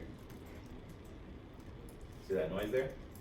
Has nothing to do with the texture surface, it's just noise surface modification, right? So I don't typically use it. And let's see here. Again, UV would be the best way to do this, but I didn't make one. So right now the surface in the front's gonna look good, but the sides would look stretched, right? And I click OK. I got the alpha down here, in the bottom here, right? There's a leather one as well, right? For a leather surface. That's cool. That has also been good to know. That's true. Yeah. So again, you could. What I also like to do sometimes do this a couple times on a couple different meshes, and then project whatever details I want from certain areas. There's a bunch of ways to use this intelligently, beyond just adding it to the like one generic thing to the full surface, right? Let's go back to the other one. Are alphas, like they do all alphas tiled as well? No, you have to look for a tiled alpha. These are all tileable alphas that I found. It even says tileable texture. That's what my search was for, a tileable alpha, right? Did you make the alpha from a texture picture? I didn't make any of these. Oh, I made this one. No, if you wanted to, there's all kinds of tutorials about how to make your own thing, but man, why would I care? There's like generations of people have made weaves and meshes now. I don't care. I'll just grab whatever. I have a collection of them now. So, if I want cotton, if I want denim, if I want whatever, I just find the texture and just throw it on top. And then it's all about stressing it and making it look, unique, right? The free ones, yeah. The problem is they're all one big jumble now, so I'd be giving away somebody's work if I made a package and put it up online. So they're all available online. You can spend the time like I did, And again, maybe you don't need everything I had. So there you go. So now it's got some surface texture on there, right? And let's see, what are we gonna do? What color is this shirt? RGB color fill object. Alright, and oh, yikes. So yeah, there's a problem there. So I don't want it to be on the other surfaces, right? And I masked them off. So Noisemaker is live, right? It's not actually on the surface until you apply the mesh. So you could edit, you could work on this still, and this noise would still be applied to whatever surface you ended up with. So if I wanted to go in and add more folds or whatever, I could do that, and then this still would apply on top of it. Like, there you go. So it's still, it's not distorting it. It's just projecting it over the surface of it, right? And that'll work until I commit it. So I'm gonna do that now. Apply the mesh. Whoa. And what the heck happened there?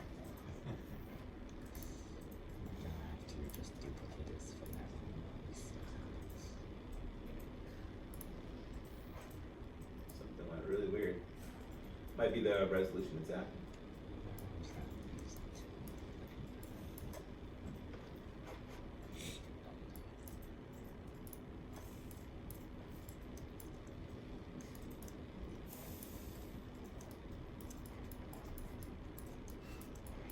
Surface.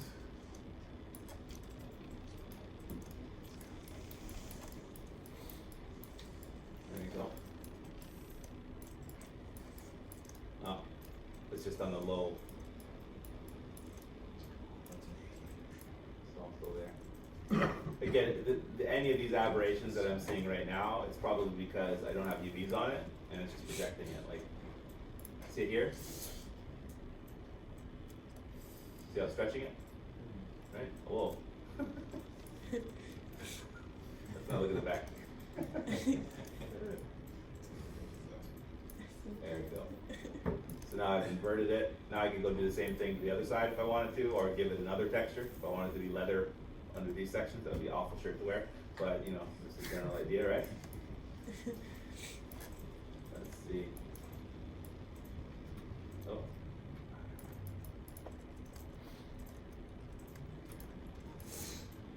Like this might be good to make that leather texture, for instance. I've seen shirts like that, or I don't know what, some other material in general.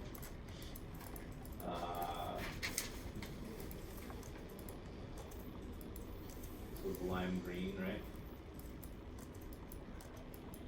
So I'm going to RGB and color fill objects.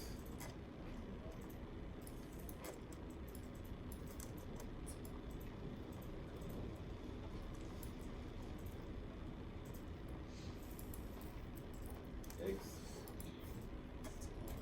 A little too dark.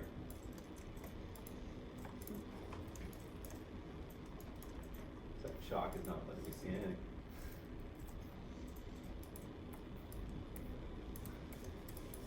There it is. can't see anything either, right? No. It's black. Okay, so black is not translating very well. I could use a different material. That's not working either.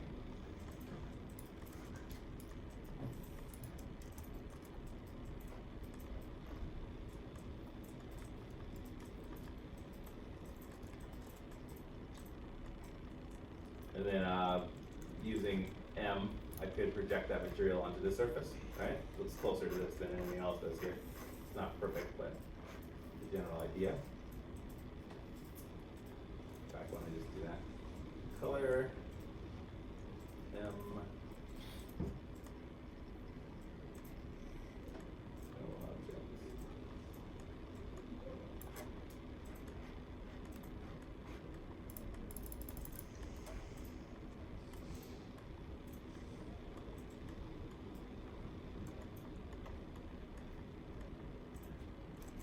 What color is that?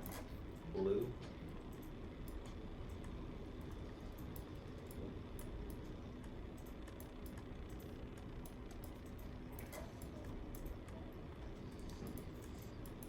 Not exactly.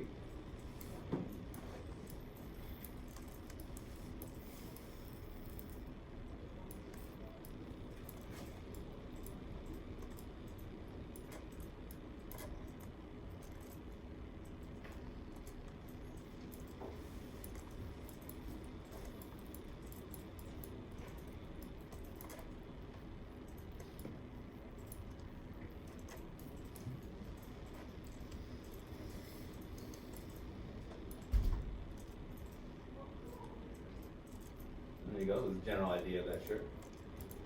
Looks like I missed a whole bunch of creases in there. And the stitching on the shirt is another important point. So the same thing I did with this piping here, I could have done something similar here, made its own poly group, separated the edges, and then added a little geometry in there. Or I could just manually do it. Let's see if I can find that last tool that I was going to show you guys. So I think we got to go to Lightbox, and it's under brushes or alphas. Give me a second here.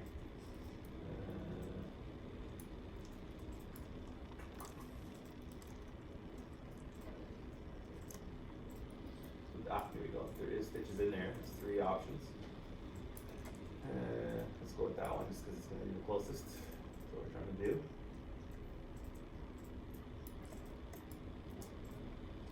I like those bad king ones a lot better than I like these just because they're actual geometry, right? So they make them perfect on the surface, whereas if the resolution is low on this surface, they would look all chunky and bad, right? If I was to draw them out.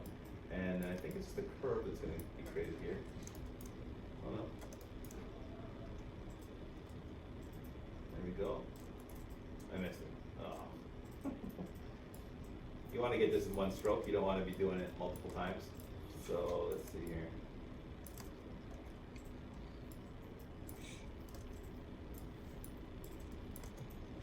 So you see the stitching? Not the best resolution right now. That's because my mesh is not high enough resolution. I could subdivide it again and try it again and it would work better, but that's just getting excessive at this point. So using the insert mesh with the stitches would give me a nice clean stitch that would be 100% accurate, right? If I was going for those high quality details. But this does an okay job at, let's say, this distance, right? Can't really tell. And then I could have made a different alpha. So this is the tileable alpha that's going to give you that offset stitch on the one side and the straight one on the other. You can make your own alpha or download some alphas from the internet and create your own stitch pattern. So the double stitch, for instance, could have been also done with this. Let's see, there was actually some other brushes in here. Let me show you the other ones. There's a stitch brush, same thing. Beautiful. Right. And you got the control to do whatever you want. The insert mesh that I was talking about, it works on the spline. So there's a curve that's created, and then you can edit it afterwards. So another benefit of doing it the other way is that you also can modify it after you've created it. So you'd make the stitches along the soft surface, and then you can shift them around so you're happy with where they are and how far they are penetrating into the fabric and whatnot. There we go. Any questions so far? things. So now I have a high poly. At one point I had a low poly. I think my high poly would be a little bit messy right now.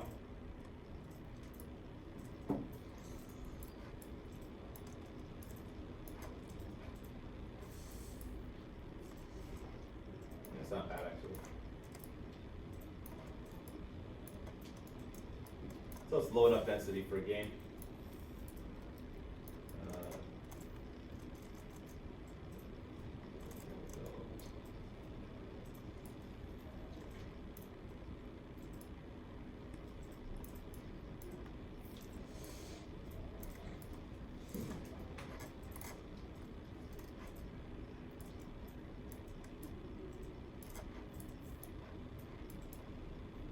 And then I would want to make sure that nothing's penetrating weirdly.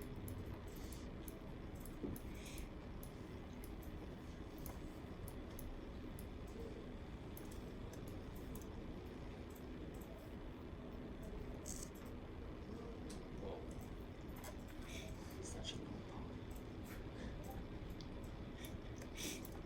Very cool. Oh yeah.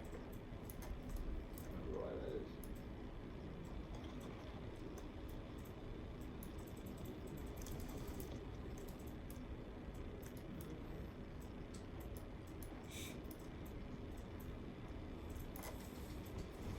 It was definitely the shirt I would want to edit in this case. The body would have been probably finalized already, right?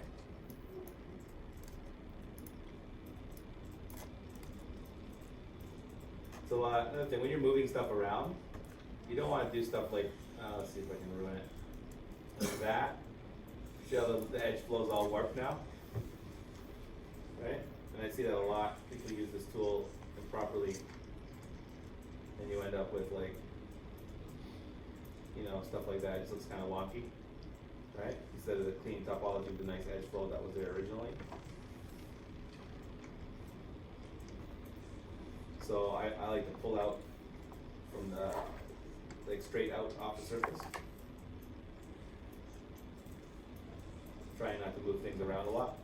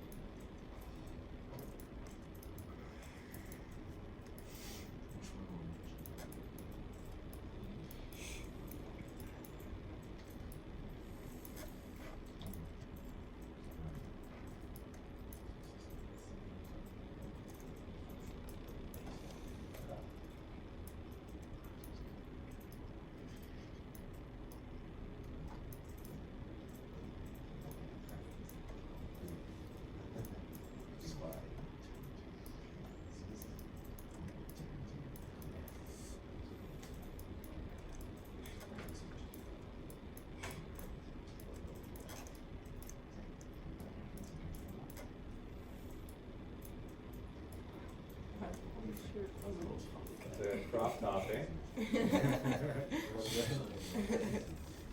High poly crop top. High top.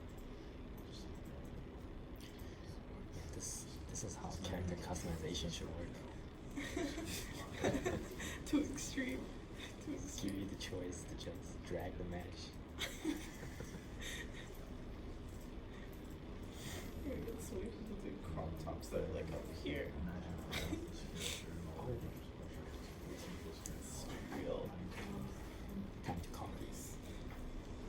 Even the peach fuzz.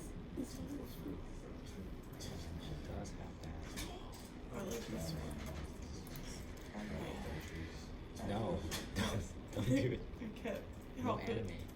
Straight to anime. Gravitate towards Anime is a trap. Anime, and that's a biggest mistake I've never done. Oh, stop, stop it, there's criminal. Stop, stop. Oh, I love this one so much.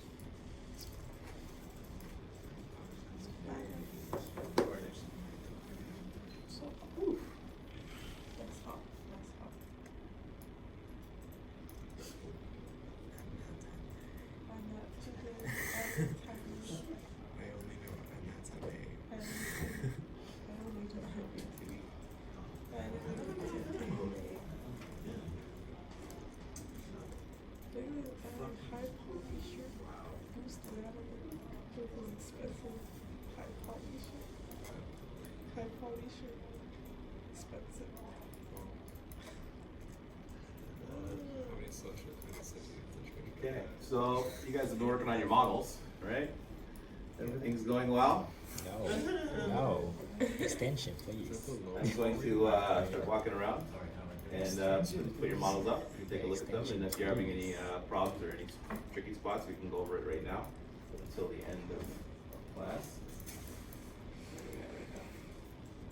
Here's another hour. So unrelated to.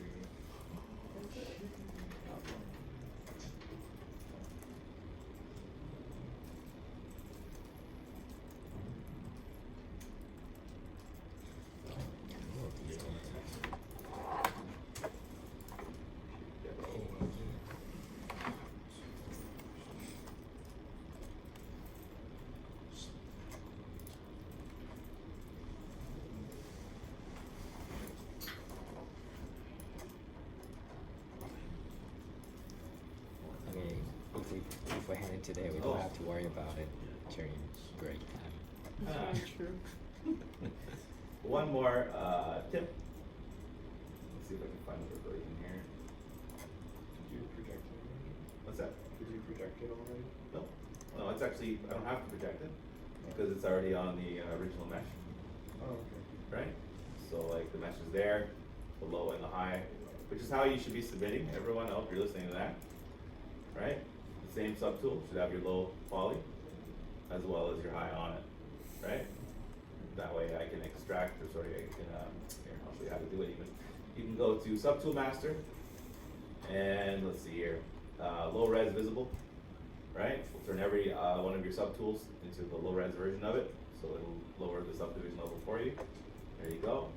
And then you can, where are we again? You can export, right?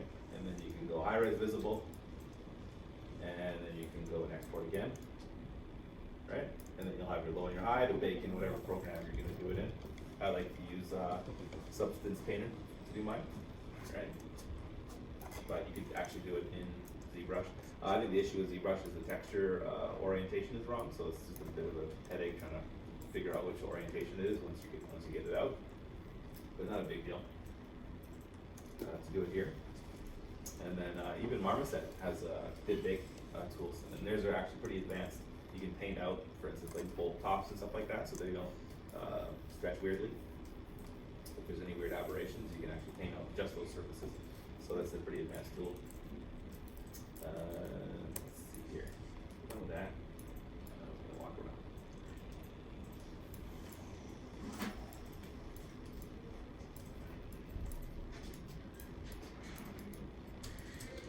She looks sad.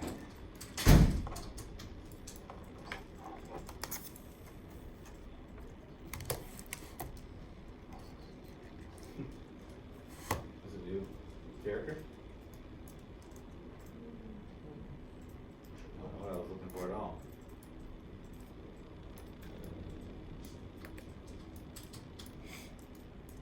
There we go. This tutorial, I'm going to put this up on the screen if anyone's interested in saving it or watching it. Every But- time we're lucky these are the new Oh. printer.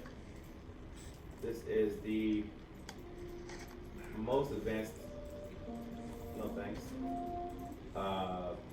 tutorial I've seen online to do almost everything I've shown you times 100. He does things to the level which you may never actually need to go to, especially not for game. So, for instance, he makes these tassels here, and then he makes each one of those ropes an individual rope, and then just for a bake, it's actually just going to be on a round shell. So there's a lot of details that he goes way higher than what you actually need to for the surface to actually be game ready. But the practices are great for just knowledge or whatnot. There's multiple parts to it. He uses Marvelous Designer, Maya, 3D Max. Like his workflow includes everything. And this is how you guys should all be working as well. You shouldn't be afraid of a program or only use a program, one specific program. I mean, it's going to be like Blender's taking a huge leap forward right now. Maybe that's the tool you'll be using in the field. Who knows, right? So you should be willing to use whatever's the best for each individual purpose, right? So he's modeling up the organic stuff in ZBrush where it's easy to do it. Blocking is way nicer than mine is. It looks like something even when he's starting. Let's see here. And magic.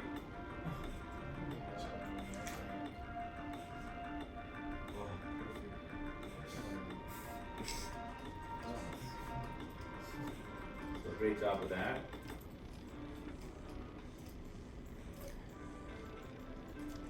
Blocking out the main shapes.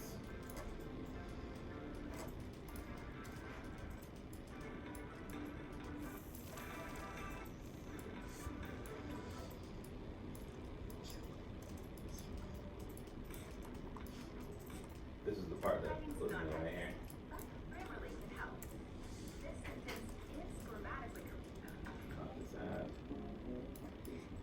Here's using Marvelous. We have it now on the school system, but in order for us to use it in the classroom, I got to bring an IT guy around, and whichever workstation you're at, you're gonna have to stay at that workstation for whenever you want to use it, because it gets logged into wherever you specifically are, that machine and your student ID. So hopefully you guys know where you sit every week now, so we can get it installed and you guys can learn a little bit about it. I'll take you through how to use Marvelous in the upcoming weeks. It's a simulation program and it works based off of patterns. If you want to get a head start, feel free to give it a shot on your own.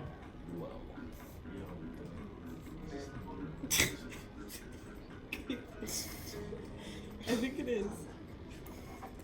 Oh, I'm thinking something Now we else. got folds and ripples in there.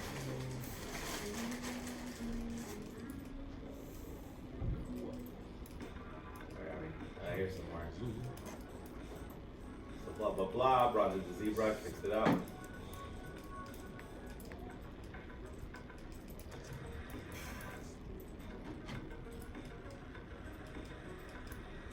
Actually wrap things around. People ask me this one all the time. How do you get like bandages around arms and stuff like that? You could use slice curve. There's a cheap way to do it where you just literally slice through the mesh a bunch of times and then use the loop function to make them into three-dimensional objects, right? This guy's actually using simulation to do it and actually ties a knot in the end of it, I think. Which was like, I didn't know you could do that, but actually you can, and you can simulate it, and then he's pinning it in 3D space as he's moving it around so that it doesn't break, because otherwise it would just fall to the ground. But why? Pretty freaking advanced. And there he's given a little bit of a puff value there. And then brought it into ZBrush. Tweak it up a bit. So something like this, you'd want to make sure that you're gonna re-topologize that later. This kind of level of geometry would never go into the game, right? So what came out of Marvelous is not usable as it is. You have to re-topologize it, but you can project from that, and it looks like, you know, very, very good onto a much lower density mesh, and it's still gonna look great. Just add a little bit of that surface edge detail to there. Here's where it ties knots like insane. Folds, I showed you guys how to do this today. Obviously this guy's doing it well.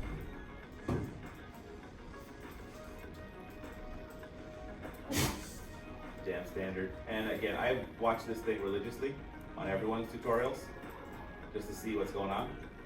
Even though it's flickering, you can still freeze frame that and take a look at what tool it was using, either at 5 times speed or whatever it is. You usually can catch what they're doing, right? So You don't need them to talk over the whole video explaining everything. You can just look at what's actually going on in the interface. Be a little bit of a detective. The damn standard for most of that.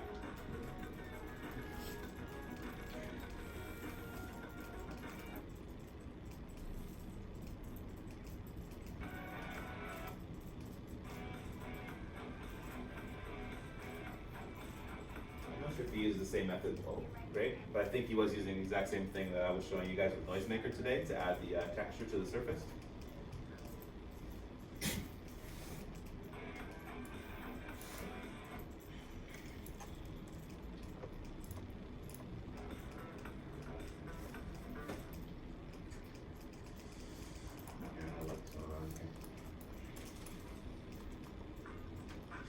This is where I went too far for me. So he's using 3D Max now to make, I think those are sandals on the bottom of the feet. And I found that to be excessive. Because again, you're never gonna spend a lot of time looking at the bottom of those feet. So it didn't have to be modeled physically. I mean, it looks amazing, right? And a lot of the tassel stuff, the surface is what matters, not the details of it. So all of those different fibers that he made are not necessary, are not visible except for the outside edge. So I could have easily just used the rope, you know, the pattern on an alpha and drawn that on the outside surface, and it would have been just as good for a king. But the skills this guy has, I mean, he could be doing films no problem with the same skill level, right? You just what is it again? Use deformation masks, displacement masks, right? Instead of normals, right? Just use displacements to the high-end movie stuff. And what else would be the difference? Subdividing, right? Which they do for, you can go insanely high for a film or whatever, or a video game. You stick into what it is, and you're using the normals to project it all. Like, what is that? Insane. Those are intense He did a lines. modifier to make it look like a road. And we're gonna He's need using more a to do spline. that. So it's like, yeah, like, yeah. Well, I mean, he's showing you how to do it, right? And again, if you stop and look at each one of those frames here, you're gonna see exactly what his settings were, right? And you're gonna see what tool he was using, what modifier he's using. It's all there, right? And if I can't find it, I figure it out from watching him do that. I'm gonna go look it up online, how to do that, right? That specific thing. So, what is he lofting and twisting, you know, on spline? Then I'll just look in those keywords, and then I'll be able to do it myself in an hour. But like, how crazy is that? Instead of noodling around for hours trying to make I don't even know what you do to make a rope on your own. But there are insert multi-meshes that do rope as well, and I could have literally drawn in ZBrush the rope pattern, and then move the parts so they fold and overlap afterwards. So he already did this twice now, and he's doing it a third time, right? Just to get it right. So, perfectionist. Anyway, I'll let this play without audio. Audio's pretty banging, but you gotta talk to you, right?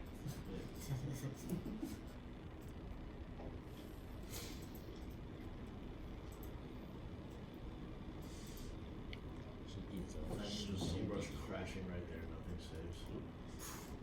Yeah, did you see anything? But he probably just do it over again. Yeah, you probably would. Yeah. Looks like it took a day to do this, I don't know.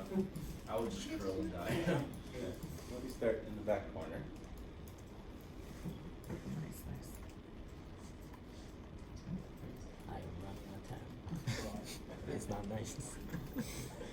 Alright. Running out of time. Oh, Level of perfection. so where's your, well, what do you got? What are you doing here? Okay. You know, can you Longer. remesh your So, model again? there's many ways you could do it. Do you want to see? You could, You want, oh, hold on. Okay, I Which got tool? this. I will demesh it for you. Let me go to some. Let me go to my little one that I was working. layer Let me it go on. to this one. Is Was it this one? No, it was two. Okay, you ready? You know, undo that, yeah. Zoom Press is this so one. great. It's Yes. not. go. Yeah. Oh, I lost it. The picture. No, use this one. Me in animation class. Like straight from a horror movie. No. Yeah. The one before it was a little scarier because it was more like. I don't know. Wait, let me How see big you your want? just undo your video. Fine, And yeah. then let me see So then the your other option wireframe. to go here, For sure. go to Was it Velocity. this one? Yeah, Then you can just drag it the out. reason that it's shrinking because there's not a lot of groupings. Should I add more? Yeah. And then Should I do this one? This Go to, this is what you need to keep it. just leave Oh, off I see like- what you mean. I need one for the eyelid and go on the edge. and then one for the Insert edge. inside. Yeah. Insert I keep single. doing the lips. I'm still struggling on that. Well, I It's just winged it. I just YOLO'd I it. have a Because you wanna have the YouTube same. video I'm gonna watch when I get home. I'm gonna Otherwise, it's gonna bring be out the weird. shape. How does it I bend? should probably just